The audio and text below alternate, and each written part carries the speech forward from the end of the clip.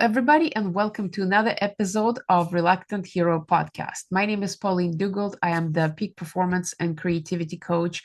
I work with my clients on how to allow them to express themselves fully and more authentically so that they can connect with their creativity and increase their performance as a result.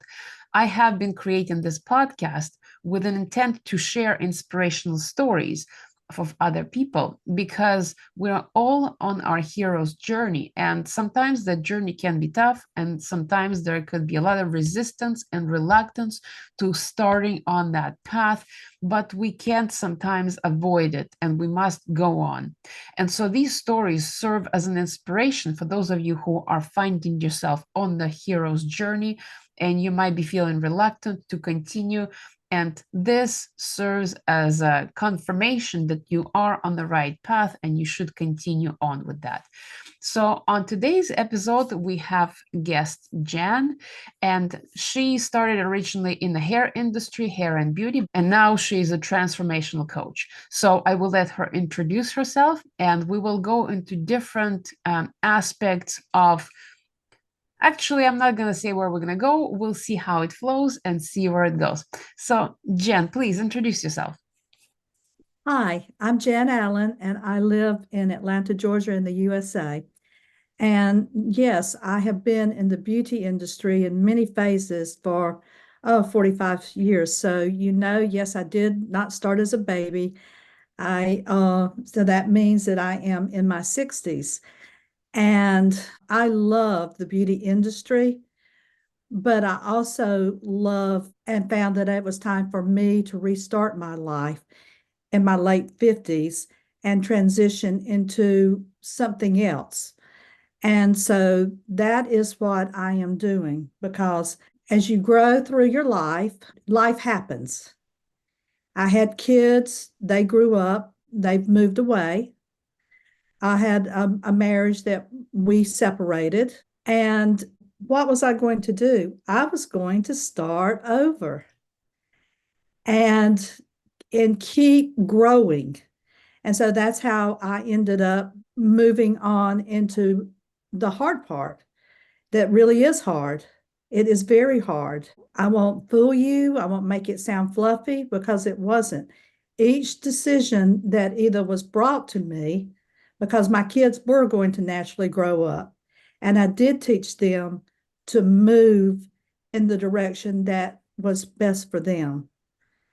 And so that was just a given.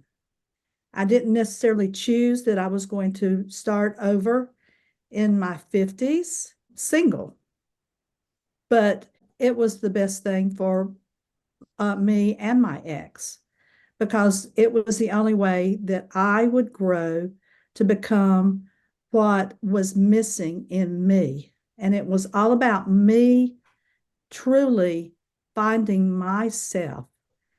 And hence there was the long journey. Wow, I love that. And I would like to actually dedicate this episode to all the women who are finding themselves past the 60 or maybe even later, finding themselves restarting anew, beginning something that they've never thought they're going to be doing, finding their passion and following their dreams. Because it's easy to do that when you're young, the world is your oyster, everything is available. But when you reach the age past when your kids grow up and nest is empty, not only is it difficult to restart something because of the beliefs they're set in place, the personality is set in place, everything is kind of established. So to reinvent yourself at that late or of a stage in life is not easy. So I'd like to dedicate this episode and really commend all the women who are doing that in their later stages in life. So, Jen, what was the biggest reluctance for you when you started transitioning to a new lifestyle? There's a lot of fear. It is fear and doubt, because when you've been in a partnership, there's a lot of things that I did not actively do. I did not take care of everything that needed to be done in the household. All I had to do was make the call to my partner. And honestly, so I bought a little condo, which was a good move for me because that meant at least I didn't have to think about the lawns and things like that. But then there were little things that as they just cropped in, I didn't know who to call. And at that point, I wasn't on necessarily the best terms with my ex, so I couldn't call him and ask who he asked. So then was the journey. And often as a woman, you can easily take advantage because you do not know the little details of what, kind of like when you take your car to get it fixed. If you don't know anything, if you don't find someone trustworthy, then you can get taken for a ride. So that was one of the small little things, but I really was questioning who am I and what am I doing here? What is now starting over the next phase of my life? Because I am in the another phase. It's not the last phase because I'm going to live, I imagine to be quite old because I have the mindset and the determination, but the idea of my health. So I had to just let go of fear and say, don't be fearful. You were not fearful when you were young. And so you must adopt that. There's many things that I had to adopt in my mind that I was in the beginning of my life when I was venturing to create my life, my career, and saying, it has always come to you and talking through to myself and telling me positive things and instead of letting myself just get racked by oh, but yes, at that point I was in my late 50s, and now that I'm in my 60s, it's mindset first and believing and seeing that I really was being able to fulfill things that I didn't get to fulfill when I was raising my children. I had to adopt a mindset of it's no different. And you have always come out on top and you will. And really it's that mindset and not living in the past. Oh, well, I don't have this, I don't have this. Oh, I don't have this. But what am I going to have? Absolutely. Fear and doubt is so important to mention because this is the first and foremost barrier to any journey, to any reluctance. Being fearful of not knowing enough, not knowing how to solve problems. And as potentially, I'm not from that generation, but I assume that the women of the generation who are now turning 60 and after have been kind of programmed perhaps or conditioned to rely on others to solve biggest problems in their life. And so moving on your own and then having to deal with the world as an individual, as an independent person may be very difficult for some of them. Would you say that is the case for your generation? I believe that there are a lot of people in that in my generation, but I do meet some women that, for instance, were just total professionals and didn't have a family that don't have that. And it's beautiful when you meet these women that are that age because it's all about women empowering each other and not thinking, well, you did this and you didn't do this, so you're lesser than, because that's where the growth really comes because it everyone really has their own path. And there are women that are in their 60s that didn't, but then they have other struggles because they're always, if you get to your 60s and you're doing the same thing over and over and over, and then you will eventually just fade away. And that's what the danger is. Whether everything has been going great or not, it's doing the same thing over and over repetitively for years and years and years. I mean, there's basic practices like your meditation or your prayer life or your exercise, and even that changes because your body changes. Regardless, I mean, I take care of myself, but my body changes. And so I have to resource and do different things a little bit. Absolutely. I think it's a very broad and very kind of abstract question that might be different for everybody, but it's me trying to wrap my brain around what is happening right now with some of the women out there who are being challenged to be more courageous, to be more forward with their dreams and their aspirations in later stages in life, makes me wonder how it is really going out there. And in order to like understand, we have to have conversations about it. There is no way to kind of figure it out on your own. There needs to be conversations. And I wonder if you have heard this concept of older women becoming irrelevant and invisible with time and with age. And maybe that is because you mentioned, because they keep doing the same thing and fade into obscurity. Have you encountered that in your personal life or anyone else's?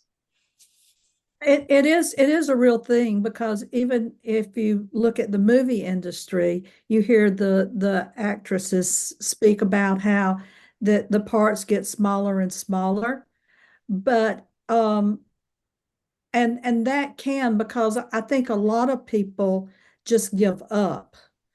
And honestly, if you've done something and you've worked in a business that's very challenging, you if you don't learn how to manage as you're going through that in your younger years, that then you get a burnout. And it's very hard at any age but to overcome it. But the older that you get in life, if you're not working to build that path, the harder it is. And there was not the conscious movement in the years of my youth as open living. Well, I grew up very rural, but then I moved to the big city when I was in my 20s. And I mean, a cosmopolitan city now, but when I moved here, Atlanta wasn't really cosmopolitan. But that's where the broadness of meeting and learning all the different cultures, because am in a very multicultural environment because of where I moved, and also now the connections, and Zoom makes that possible. Whereas when I was younger, it was not as much so. And once you start bringing in and being able to envelop and have chats with people from other places, there's so much broadness. And it really, if you will open your mind to it and let go of judgment, then there's so much more possibilities because it just makes it. And also for me, I work with a lot of young people, and one of my missions and passions is bridging that, because the a lot of corporations do like to push you out. And yes, I've experienced a little of that, but not as much. Maybe I just was well established with the right people. Again, life happens for me, not to me. But it is a fact. But I believe the more that you give, and the young people, because the young people will float to me because they respect me, and they always say, I want to be like you, Miss Jan. In the South, it's Miss Jan. and and I was like, you want to be like me? Am I old enough? And then I sat there and I said, I could actually have given birth to you. Oh my gracious.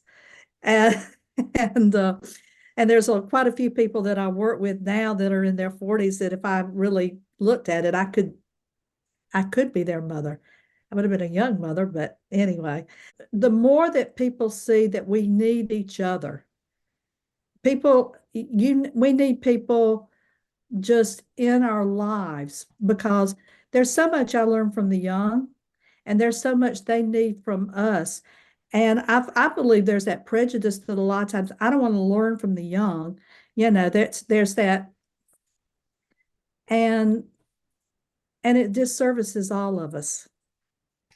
Yeah, I love that. How does that How does that sit with you? The possibility of being a role model for the younger generation, the responsibility of carrying out that leadership role. I did it all of my career in the hair industry, and that's why I want to specialize working a lot with the people in the hair industry because I know their ins and outs. It's really rewarding and also keeps me young. That is true. We always learn from the ones that are looking up to us, even our own children. Well, and it's interesting because when the young people that I work with, there's not always role models in their lives. I mean, because a lot of times you may have the greatest parents, but you really don't listen to them at some points. I mean, it takes some age. And I might tell them the same thing. I worked in a cosmetology school that was had a lot of students and we had a lot of variety. And they would sit, we would have what I would call for my section, our square table talk. At the end of the day, while we were waiting to leave, we would talk about things and have just a group of their peers and me. And I guarantee you, I told them some of the same things that some of their family did.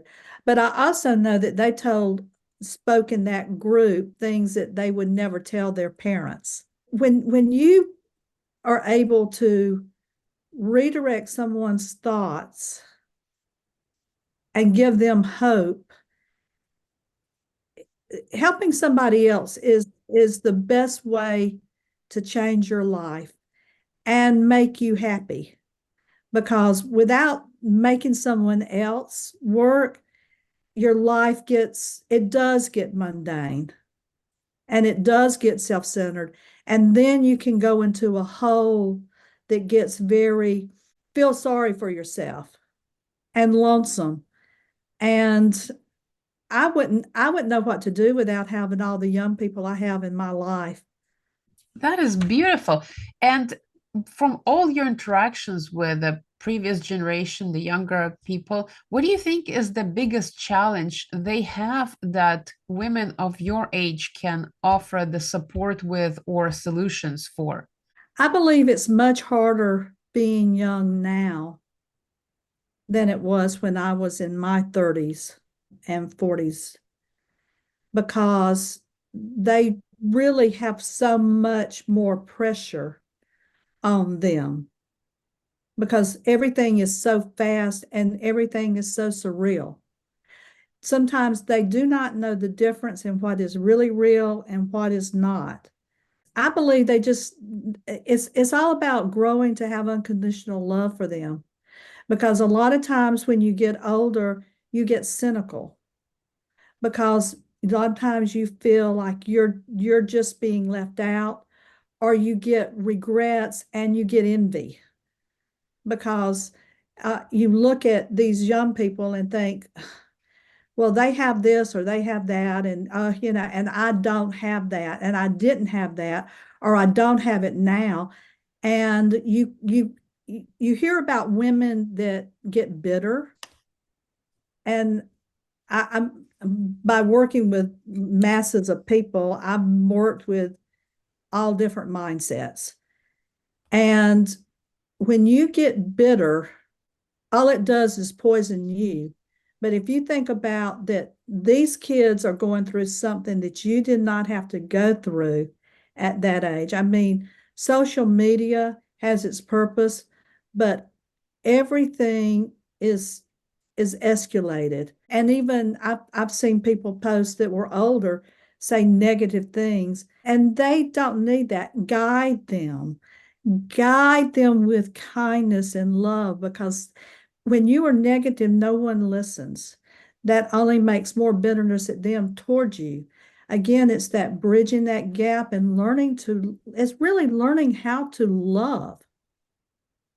Absolutely love that. And something that you mentioned on and being able to tell what is real, what is not, has been becoming more and more difficult for everybody, especially with the rise of the AI. It is incredibly hard to discern these days the fact from fiction, the real events from made up events. And so for younger people, it's going to be ever increasingly more difficult.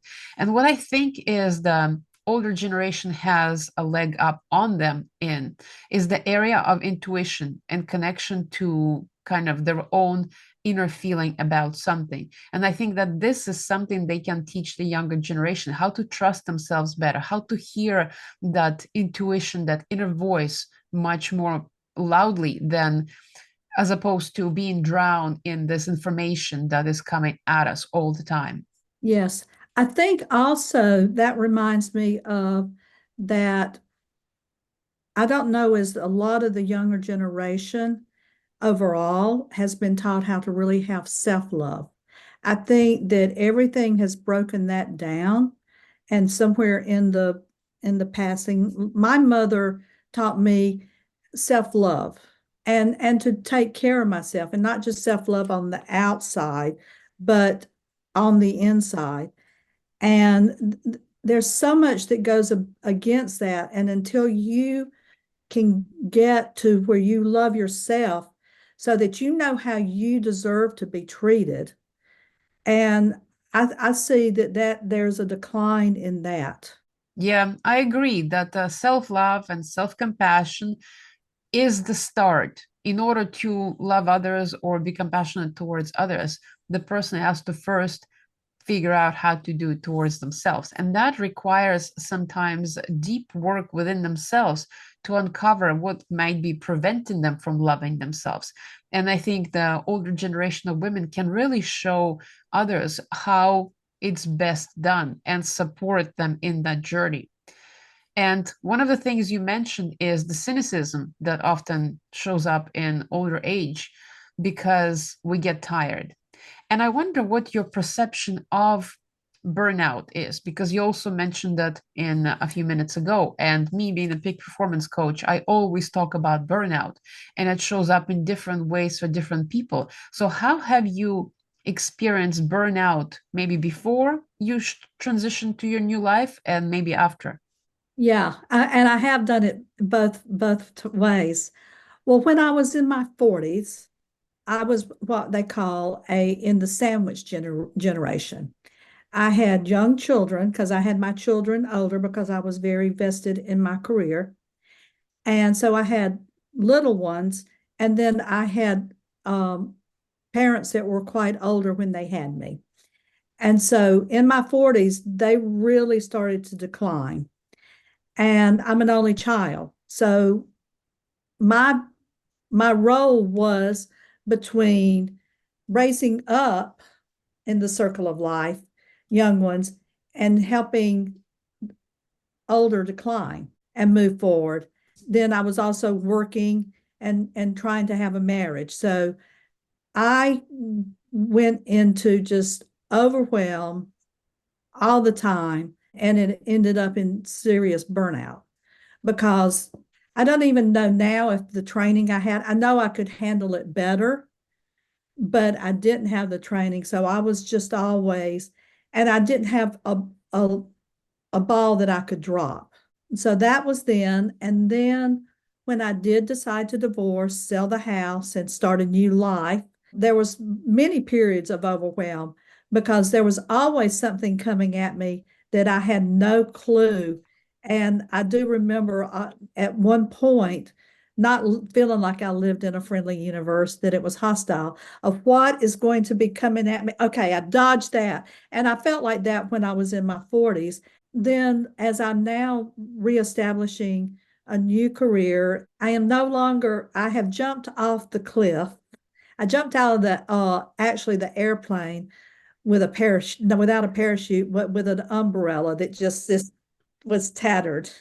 When I was working, I worked in person and never had to deal with this.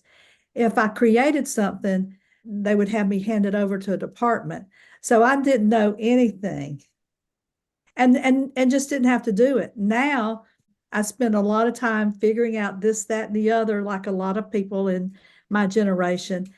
And it can be very stressful because there's also this, and this that I will be, and I just have to stop sit down and say, the last couple of weeks, I'm feeling burnout because I'm just stressing about it. Let it go. And I will have my meditation and all, but then as I go, but should I do this or this or this? It creeps up on you. So I let it go. I took 2 or 3 days off, which is key. Just unwound, lived a life like just breathing, got in the car and drove to South Carolina, got out in nature and said, okay, you have your own time schedule. Live within that. Stop putting pressure on yourself. And that's it. Yeah, that's beautiful. And it's so easy to get stressed these days. There is so much information. We're constantly getting overloaded. We constantly have to learn new things because the information technology is progressing much faster than we ever thought it would, and much faster than our brains are able to keep up. So, these meditative breaks and times in nature are essential for everybody to stay connected to the earth, to stay grounded, to stay connected to themselves so that they can continue loving themselves and feeling self-compassion and all of that. So the burnout, I find, is a huge problem for everybody these days. And it is very difficult to navigate this world as it's getting more and more complex. But as we know, the evolution of universe and our personal evolution is constantly moving towards higher and higher levels of complexity. And so I'm actually wondering, because I know we both agree on the concept that first we create everything within and then it reflects in the outer world reality. So how do you navigate with this outside world, bringing all this computer technology? It is something that you did not create within you, but we have this understanding that we create everything within us.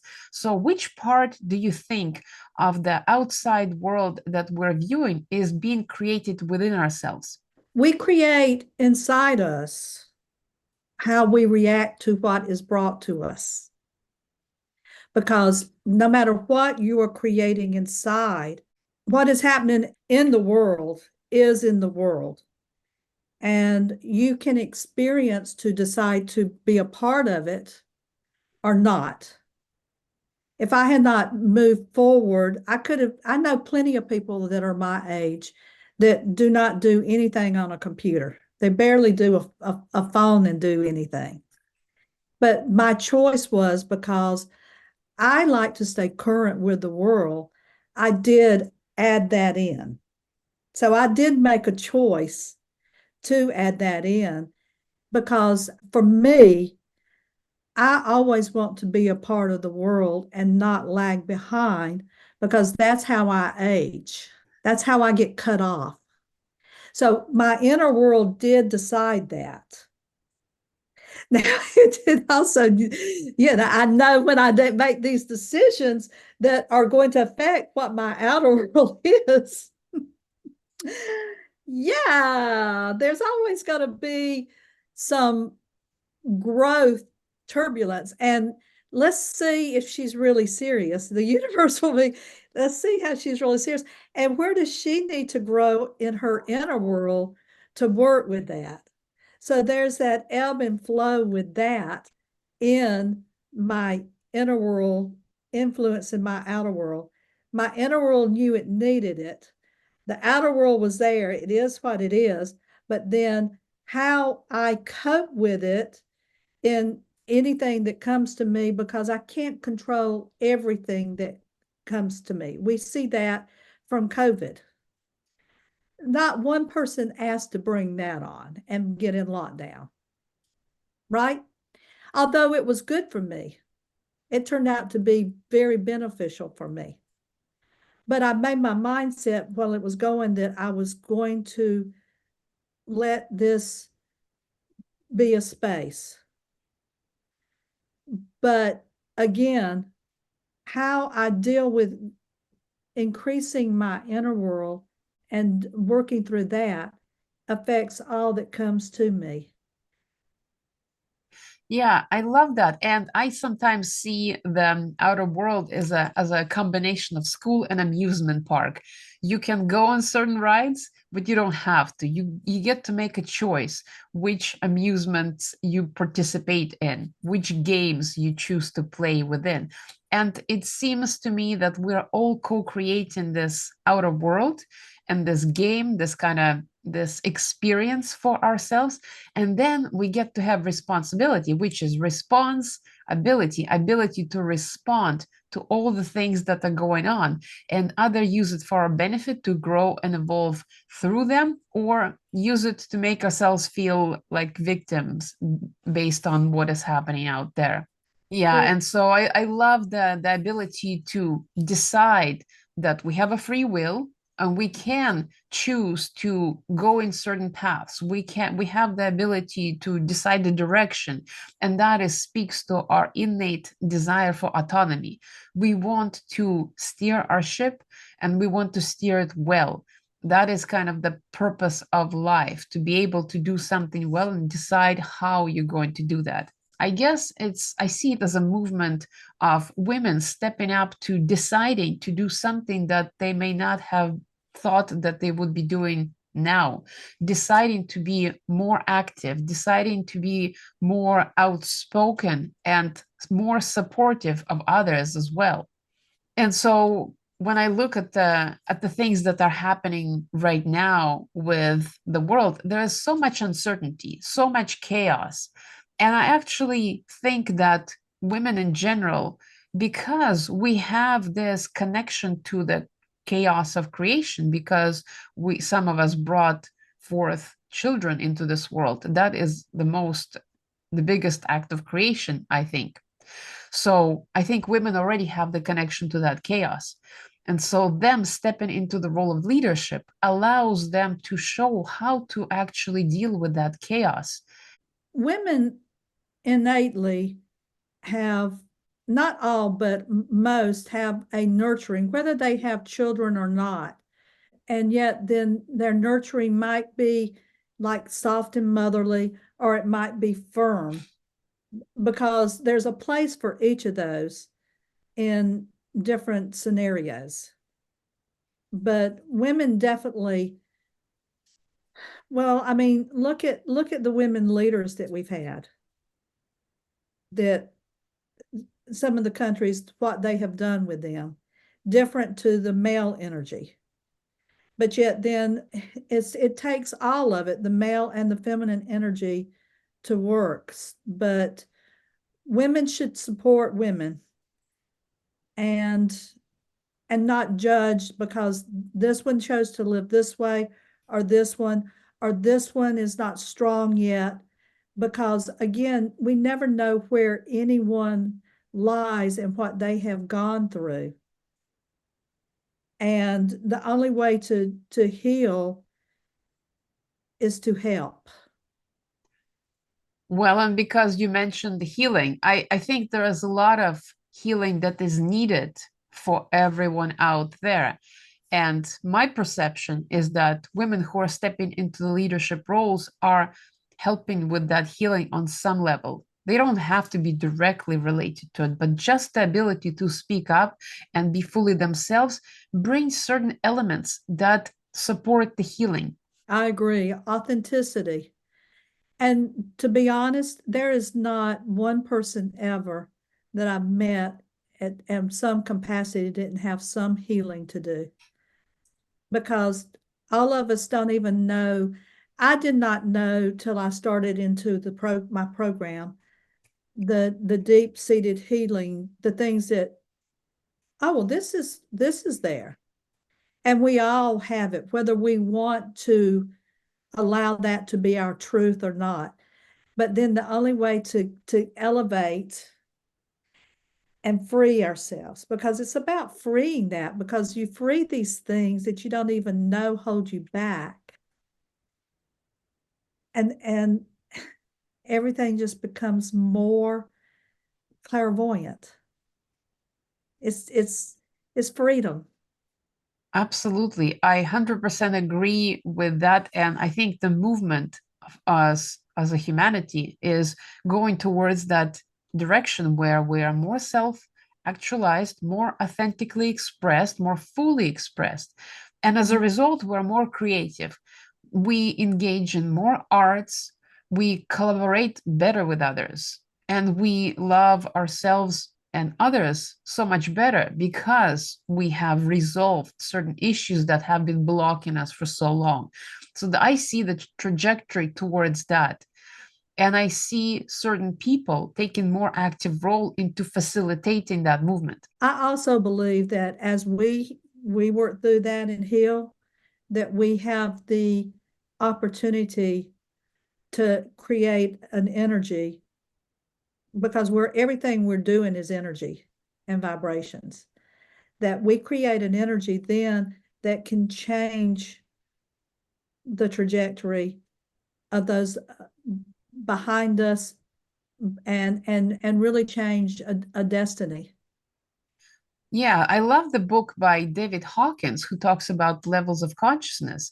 And in that book, he describes the people at the higher levels of consciousness having a logarithmic effect on others.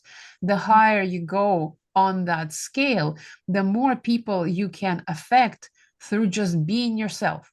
So, why is it important to be yourself and fully express yourself and heal the certain things that are blocking? Because the energy and the frequency that is projected then helps so much more and so many more people that it can't even be conceptualized very well, I think. I agree with you completely.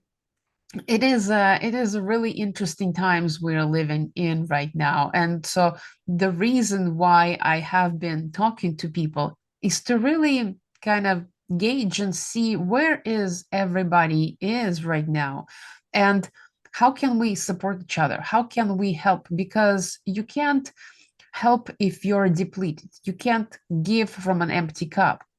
And I think if we support each other and uplift and provide these conversations that are inspiring and supportive in nature, I think they can fill our own and others' cups as well, so that we can give much more freely, which would then help others step fully into themselves. Yes, we have to be the example in order to be the invitation.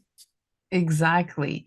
And so, what has been your most favorite part of your new transitioned life, your transformational coaching, the work that you do now? What do you enjoy the most out of it?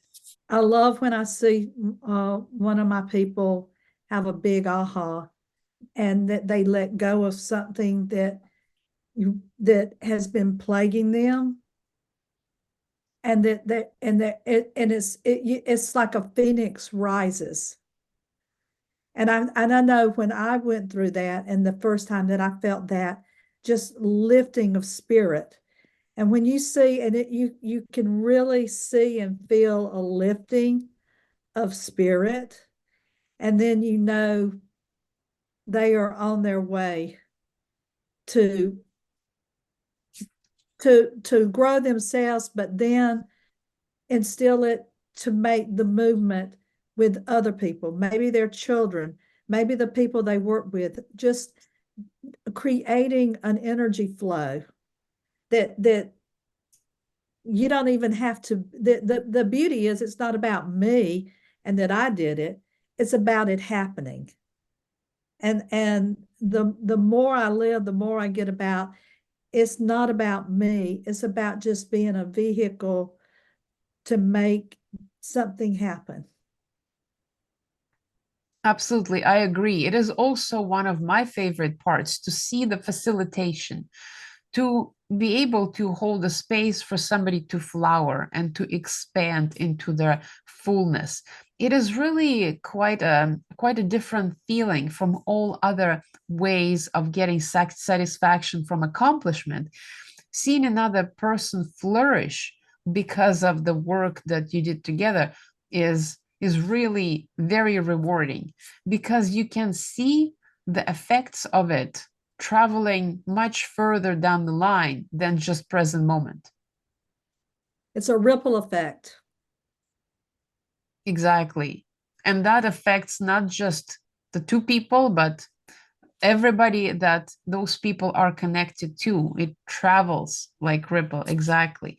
And being part of this work, for me at least, it has been very, very motivational to continue doing it, even though it might be challenging at times. So what are the biggest challenges that you have found with this work so far? Honestly, the work, because working with people, I've always loved that. I'm a people person. So even when it's a stubbornness or something that's just um I still don't mind, because in my mind it's just another part of the puzzle that you have to sit back and you have to learn patience to stand back and know, well, they're gonna hit their head on the wall until they get tired of it. And so I'm just gonna sit and watch and sometimes say, keep hitting your head on the wall. But I feel like the most challenge now is really learning all the things that I don't know with technology and branding, because I'm your artist type. You know, we get along great because I'm very right brained, and so much of having to deal with my left brain, and I am growing it and working it, but I am so this way that I sometimes just say, I don't like this. And then really getting myself together and saying, okay, you know what you told your children, do what you have to do so you can do what you want to do. Now take your break, come sit back down and dig in. Because I just want to get all of that in place and not have to do it and just work with people. That is actually quite a common challenge. A lot of people in the service industry just love doing the service work, the healing, the counseling, the coaching, whatever, and doing everything else, the marketing, the sales, the branding, everything that is structure never usually comes easier to people like that. So it is a common struggle and something that we are challenged to embrace as part of the process.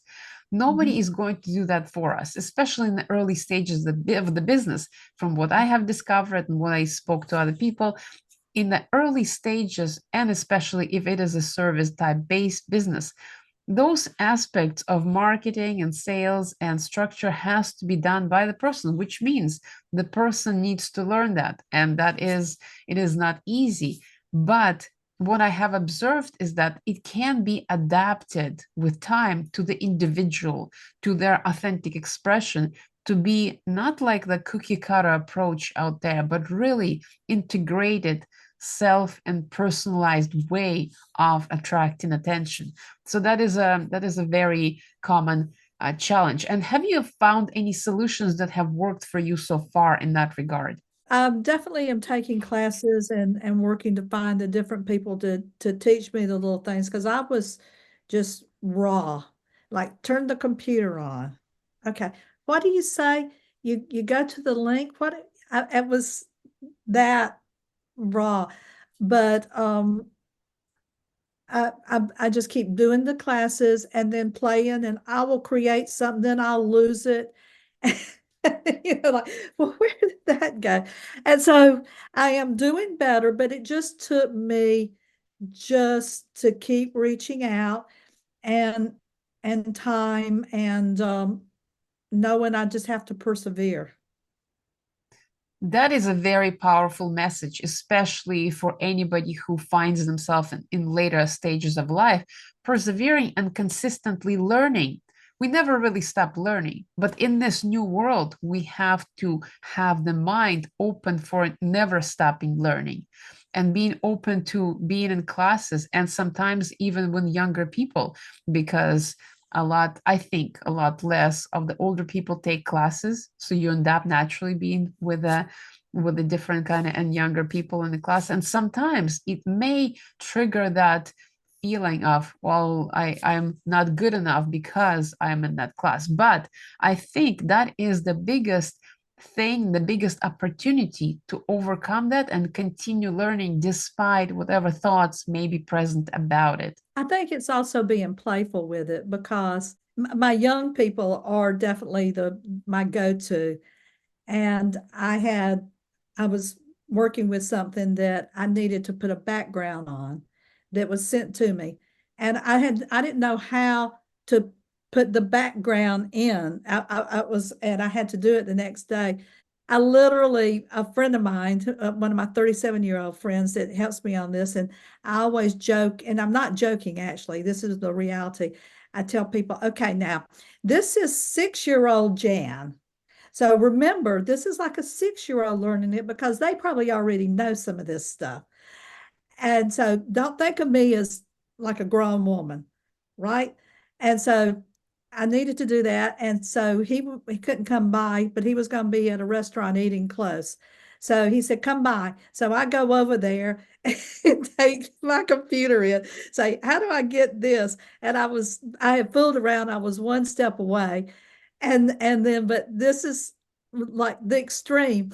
And I really don't mind it. And now with the people that I work with that are all uh, computer savvy and everything, I'll say, can you run?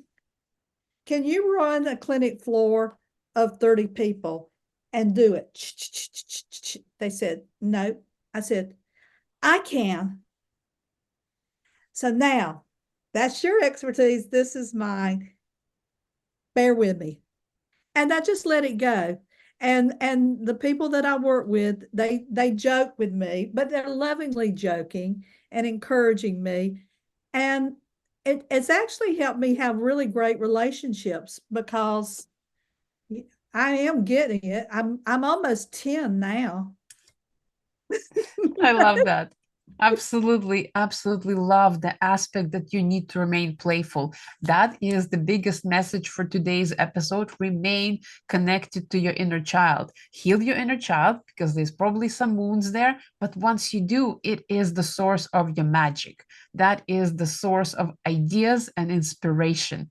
So stay connected to that because the opportunity right now is for everybody who is 60 or older is to totally reinvent themselves, to completely and totally shift out of the old paradigm into something new, something much more vibrant and exciting, and put all the ideas up on their head and change 180 degrees. I really feel like this is the time of my life. I mean, I feel more alive and more free because my my children still need me, but they're raised and they're out doing their thing. And I don't have parents, but that was natural at this age. And I can just be totally me. I was totally me in my 20s, and then I lost me because you just sometimes do. But it's exciting. And because I am always working with learning and stressing myself in a good way, I'm keeping this substance churning that helps me. I am brighter again. I am smarter again and all of that because I'm pushing myself to use my brain. And I find that so important to keep moving your body and moving your mind. Because if you don't and you sit and you let your brain sit, you're going to lose brain cells. And that, when I thought about that, that frightens me. And I was looking back 2 days ago at my growth because I thought, oh, I'm still not there, da da da. And I said, stop. Let's look at where you were 2 years ago. You know this, this, and this. Now you know you got to learn this and this, but you had no idea. You had no idea. I mean, I talked to myself because I live by myself. So yeah, I'm actually my best friend. So it's kind of cool. Yeah. But it was that, and I had that awareness, and I said, you didn't know any of this 2 years, 10 years ago. You were dull. You were just sitting there.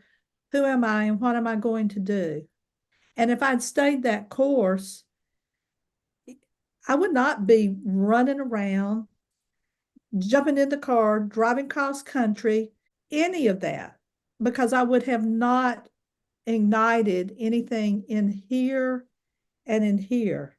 And now they are coherent and they believe that I can heal.